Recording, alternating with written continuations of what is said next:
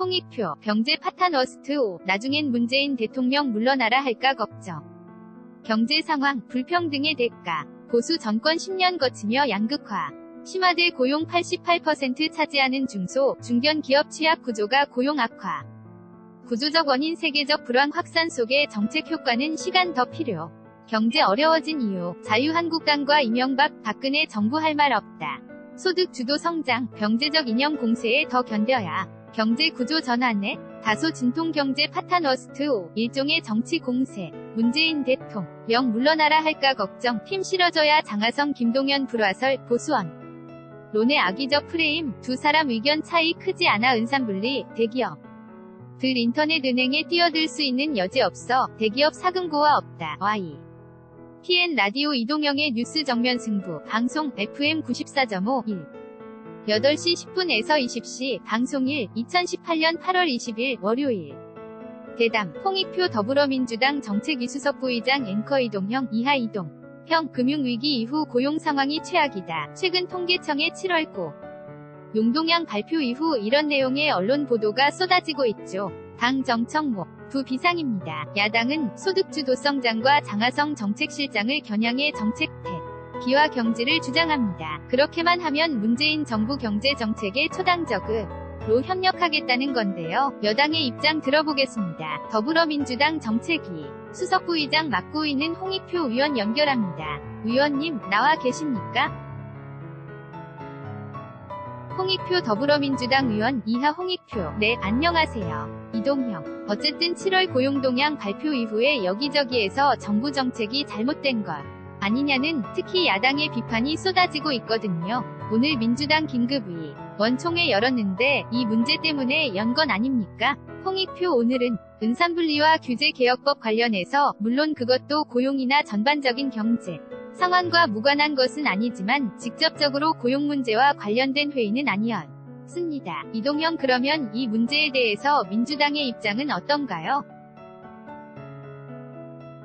오늘 대통령도 청와대 회의에서 이 문제에 대해서 이야기를 언급한 것 같은데요. 홍익표 대통령님께서도 지금 전반적으로 고용 상황이 어려워지고 경제 상황이 불확실성이 높아진 것에 대해서 우려를 많이 표명하셨고요. 어제 당 정청회의를 하지 않았습니까? 그래서 결국은 경제는 크게 보면 하나는 구조적 요인이 있고 또 하나는 심리적 요인이 있다고 생각합니다. 특히 우선은 국민들께서 너무 불안하게 이 문제를 보지 않으셨으면 좋겠다는 차원에서 안심시켜 드리는 것이 우선이고요. 두 번째는 경제순환론적 요인과 구조적 요인, 그리고 우리가 정책에서 세밀하게 들여다보지 못한 요인이 있는지를 확인해서 총체적으로 어려움을 극복하는 데 빠른 시일 내 결과를 보이도록 최선의 노력을 다하려고 합니다. 이동형. 문재인 정부 들어서면서 고용 창출의 사활을 걸었다고 볼 수도 있을 테고 대통령이 청와대의 현황판까지 설치하지 않았습니까? 그런데 그 이후의 지표는 계속 좋지 않았단 말이죠. 그러면 결국은 정책의 실패 아니냐 이런 주장이 는데요. 반면에 보수 정권에서 너무 잘못했기 때문에 그 여파가 지금까지 흘러왔다는 주장도 있어요. 이해찬 의원 같은 경우 이렇게 주장하고 계시는 데 어떻게 보세요? 홍익표. 저는 사실 불평등의 대가라고 생각합니다. 사회가 불평등이 심화되고 양극화가 심화되면 전반적으로 경제 성장에 동력이 상실되고 소비나 투자가 침체되면서 고용도 약화되는 것이 일반적인 현상입니다. 그렇기 때문에 지금 사실 보수 정권 10년을 거치면서 우리 사회가 양극화가 너무 심화됐습니다. 지난 19일에 OECD 한국 경제 보고서가 나왔습니다. 거기에도 보면 우리나라가 OECD 국가 중에서 양극화 순위가 4위입니다. 그런데 우리 앞에 있는 나라가 라트비아, 미국, 이스라엘, 미국 정도가 일반적으로 경제 규모가 큰 나라 중에서 앞에 있는 거죠. 굉장히 우리가 양극화가 심한 겁니다. 이런 양극화가 심한 것이 요인이 돼서 기업들도 일부 대기업을 빼놓고는 중소, 중견 기업들이 성장해 동력이 많이 약화된 상태고 국민들도 전반적으로 소득이 저하되면서 소비 심리가 없으니까 기업들이 생산할 수 없는 거죠. 그러다 보니까 고용을 창출할 수 없는 거고요. 그리고 현재 우리 고용의 88%가 중소, 중견 기업이 차지하고 있는데 중소, 중견 기업이 사실은 굉장히 취약한 구조라 는 것이 고용을 악화시키는 구조적인 요인으로 작용하고 있다고 생각합니다. 이동형 가장 큰 원인은 양극화에서 오는 것으로 보고, 양극화가 고용의 창출도 높이지 못했고 고용의 질도 떨어뜨렸다는 분석인 것 같은데요. 홍익표 그렇습니다. 이동형 어쨌든 문재인 정권이 지금 출범하고 1년이 조금 지나지 않았습니까? 1년이 지난 이 상황에서도 전 정권 탓하는 것은 너무 무능한 것이 아니냐, 이런 지적도 있단 말이죠. 홍익표 도리어 저는 이 경제 상황이 물론 빠른 시일 내에 결과를 만들어 내는 것이 우리의 능력이고 책임이라고 생각합니다만 경제의 구조적 상황이 그렇게 녹록지 않습니다. 사실상 지금 미국도 그렇고 전 세계적으로 불확실성이 높아지고 있고 특히 미중 간의 무역 전쟁이 전 세계적으로 확산되고 있거든요. 그래서 이런 대외적 요인인 불확실성까지 겹치면서 세계적 불황이 점점 확산되고 있어요. 우리 입장에서는 이러한 불확실성을 극복할 수 있느냐는 노력이 필요한 것이고요. 현재 소득 주도 성장을 하는 것은 뭐냐면 그런 측면에서 양극화를 해소하고 중소, 중견 기업에서 생산의 동력을 만들어내고 그러기 위해서는 소비를 만들어낼 수 있는 최소한의 간접 삶과 함께 소비 구조를 만들 수 있는 소득 수준을 만들어야 한다는 것이거든요. 그런 측면에서 저희들도 노력을 하고 있고요. 아마 정책 효과는 조금 더 시간이 필요합니다. 대통령께서도 그런 측면에서 국민들에게 조금 더 인내심과 믿고 기다려주실 것을 부탁드린 것 같습니다. 이동형. 그러니까 지금 대통령과 민주당이 주장하는 소득주도 성장론은 결국은 경제 선순환 구조를 만들겠다는 것 아니겠습니까? 그런데 그것을 하려면 시간이 조금 걸린다, 이렇게 보고 있는 건데요. 야당은 결국 이것을 철회하지 않으면 우리 경제 동력은 달린다, 이렇게 주장하고 있는 것이거든요. 당장 철회하라는 야당 주장은 어떻게 판단하세요? 홍익표 말이 안 되죠. 사실상 이렇게 경제가 어려워진 원인은 정말 자유한국당하고 지난 이명박, 박근혜 정부에 참여했던 사람들은 할 말이 없습니다. 잘 아시겠지만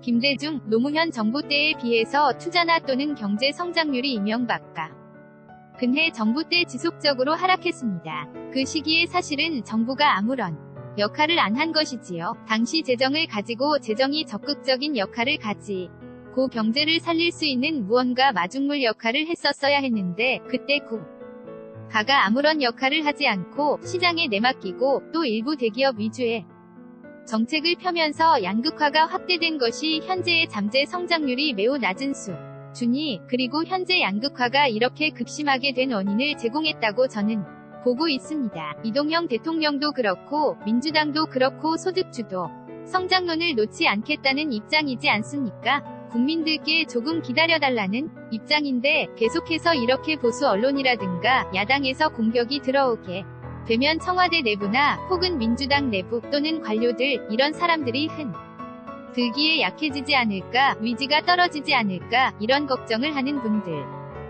계세요. 홍익표 저는 견뎌야 한다고 생각합니다. 이게 일종의 경제 문제를 경제적으로 접근하는 것이 아니라 경제적 이념 공세거든요. 그러면 다시 국민에게 우리가 과거와 같은 낙수 효과를 기대할 수 있겠습니까? 낙수 효과 이미 자기 정부에서 효과 없다고 당시 경제부총리가 선언을 했던 내용이었고요. 이동형 그것은 전 세계적으로도 증명된 것이고 홍익표 그렇습니다. 낙수 효과는 더 이상 효과가 없는데 그러면 다시 대기업 위주의 성장으로 가야 하는지, 그 다음에 소수의 부자들에 의해서 성장이 갈 수 있도록 기대할 수 있는지, 이미 그런 방식의 자기들의 경제정책이 실패했지 않습니까? 만약에 그런 낙수 효과가 있었고 대기업 이 고용을 창출한 것이 있었으면 이명박, 박근혜 정부 때 가시 효과가 있었어야 하는 건데 지금 단계에서는 경제의 구조 전환이 이루어지고 상태이기 때문에 이러한 경제의 큰 축이 변화하는 시점에서 다소 진통이 있다고 생각하고요. 저는 조금 더 인내심을 가지고 기다려야 한다고 생각합니다.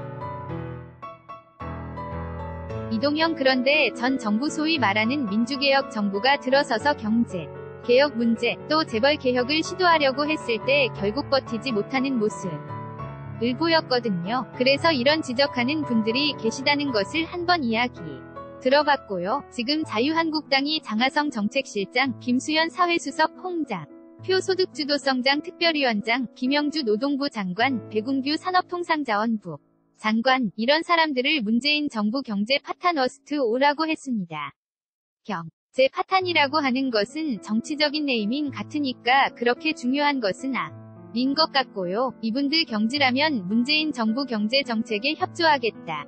이런 말인데요. 여기에 대해서는 어떻게 생각하세요? 홍익표 이건 일종의 정치공세죠. 그러면 뭐 어떻게 최경환 전 장관 같은 사람 모실까요?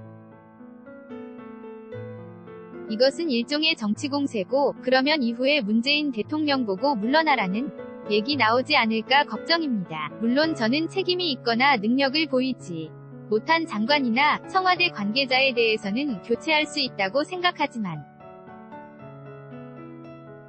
지금 단계에서는 아직 교체를 얘기할 시점은 아니고 이분들에게 당분간은 힘을 실어주고 결과를 낼 수 있도록 지켜봐 주는 게 맞다고 생각합니다. 이동형 다른 것 하나 여쭤보죠. 장하성 실장 이야기 나왔으니까요. 김동연 장관과 장하성 실장 간의 대립이 있다는 의견, 이런 얘기도 있고요. 엇박자가 난다는 것도 있거든요. 분명히 언론에서 그렇게 쓰고 있는데 여기에 대해서는 어떻게 보세요? 홍익표 이게 일종의 악의적 프레임인 것 같습니다. 마치 장하성 실장은 소득주도 성장이고 그 다음에 김동연 부총리는 과거 자유한국당이 했던 재벌 위주의 낙수 효과론에 기대고있는 경제 관료다. 이 프레임을 가지고 김동연 경제부총리에게 힘을 실어주는데 저는 아니라고 생각합니다. 제가 실제로 두 분 다 저하고 아주 가까워서 그런데요. 두 분 간의 의견 차이가 크지 않습니다. 그리고 두 분 다 이미 낙수 효과나 대기업 위주의 경제 성장은 틀렸다는 것에 대해서 확고하게 생각을 가지고 있고요. 다만 어떤 경제 정책이라는 것은 정답이 있는 것이 아니지 않습니까? 약간의 의견 차이가 있을 수 있고 그 의견 차이는 충분히 두 분 간의 대화를 통해서 해결할 수 있고요. 그 다음에 그런 색간 이견은 너무나 당연한 것이고요. 그런 이견이 모아져서 하나의 통일된 정책 방향이 나왔을 때는 같은 방향으로 나가는 것이 지금 문재인 정부의 원칙입니다. 청와대 장하성 실장과 김동연 부총리 간의 이견을 자꾸 이렇게 대립 프레임으로 만드는 것 자체가 저는 일부 보수 언론과 경제지의 악의적 프레임이라고 생각합니다. 이동형 그러면 이견이나 토론은 있을지언정 지금 언론에서 쓰는 것처럼 아주 심각한 상황은 아니다. 이렇게 보면 됩니까? 홍익표 그렇습니다. 기본 방향을 유지하는 것과 방향을 유지하면서 가는 속에서 미세하게 정책 내용이나 콘텐츠를 미세하고 수정하고 조정하는 것은 너무나 당연한 것이 아닌가 싶습니다. 그래서 두 분이 하시는 얘기가 전혀 다른 것이 아니고요. 실제로 회의하시면 굉장히 두 분 간에도 원만하게 얘기하고 있고 큰 정책 방향에서의 견해 차이를 보이고 있지 않습니다. 이동형 당에서 만들어낸 정책이라든가 아이디어나 이런 것은 청와대하고 소통이 잘 되나요? 홍익표 내 적극적으로 하고 있습니다. 실제로 제가 2년 동안 정책위 수석부의장을 맡고 있는데요. 신정부 출범하고 난 이후에 정책협의회를 정말 당정 간의 당정청 간에 정말 많이 진행해왔고 모든 부분에 있어서 당이 적극적으로 의견을 지내왔고 당의 의견을 청와대나 정부가 매우 적극적으로 수용하고 있습니다. 이동형 마지막으로 하나만 더 여쭙겠습니다. 오늘 아까 말한 대로 민주당 의총 열렸잖습니까? 여기서 은산분리 얘기가 나온 것으로 제가 알고 있는데 이 문제에 대해서 문재인 대통령을 지지했던 진보 지지자들이 반발한 것 같거든요. 오늘 어떤 얘기가 나왔고 결론은 어떻게 된 겁니까? 물음표. 홍익표 일단은 매우 다양한 의견이 개진되었습니다. 은산분리에 대해 지지하는, 찬성하는 입장도 있었고요. 은산분리에 대해서 원칙이 허무는 것 아니냐 또는 그것에 따른 대기업의 금융산업 진출에 대한 우려가 은 것은 많이 제기될 수 있었는데 그러다 보니까 의견이 수용되는 것은 이미 상당히 많은 보완 장치나 이후에 제도적으로 대기업들의 금융산업에 대한 과도한 지배력에 대한 제도적 보완 장치를 우리가 충분히 검토하고 있기 때문에 조금 지켜보셨으면 좋겠습니다. 우리가 결과로서 말씀드리는데요.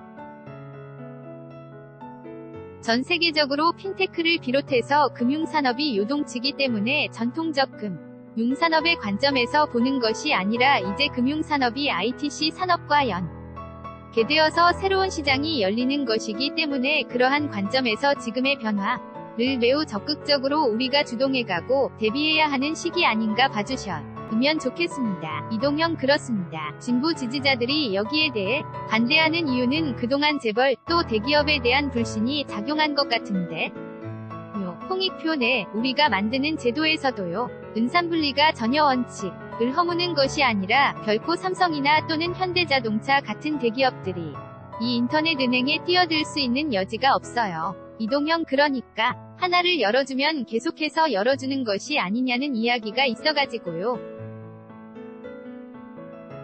홍익표 그렇지 않습니다. 그것은 저희가 분명히 약속드리는데 인터넷 금융에 대해서 일부 완화하는 거고 그것도 ICT 기업을 중심으로 해서 인터넷 은행 산업에 뛰어드는 것을 부분적으로 허용하는 것입니다.